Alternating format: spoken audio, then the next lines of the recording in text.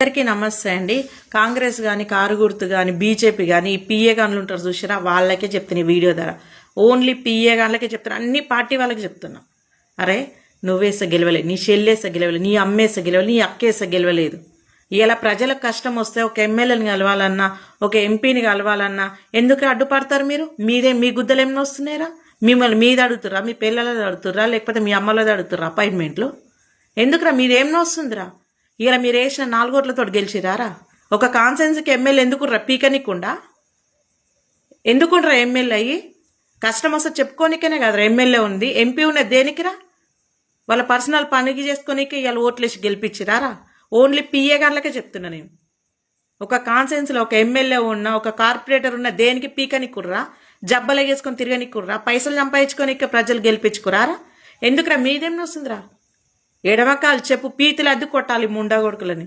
ఎందుకురా కలవనియరు? మీరేంద్రా దేవుడు వరం ఇచ్చిన పూజారడ్డు పడ్డట్టు మీదెందు వస్తుందిరా? ఒక కాన్సెన్స్లో ఒక ఎమ్మెల్యే ఉండంటే మనకి కష్టం వస్తే నెరవేర్చనికరా వాడిని గెలిపించింది. నువ్వు వేసిన ఓట్లతో గెలిచిందా? సార్ చాలా బిజీ. ఎందుకు ప్రజల కోసం కష్టపడినోడు బిజీ ఉంటేంది, లేకపోతే ఆగలేకపోతేంది? పిఏ గాన్లని అసలు నడి రోడ్డు మీద బట్టలిప్పి తలగబెట్టిన పాపం దాకా.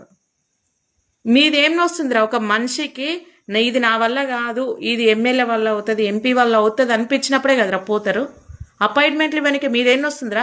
ప్రజలు ఎందుకు వీడు న్యాయం చేశాడనే లంజవడుకులారా. ఇప్పుడు ఈ వీడియో ద్వారా చెప్తున్నా, మీ వల్లనే రా వాళ్ళు ఓడిపోయేది. ఓన్లీ ప్రతి పార్టీ వాళ్ళకి చెప్తున్నా నేను. మా కాంగ్రెస్ పార్టీలో పోంగానే ఇస్తారు అపాయింట్మెంట్లు అంటే లౌడ్ ఎవ్వడు ఇయ్యడు.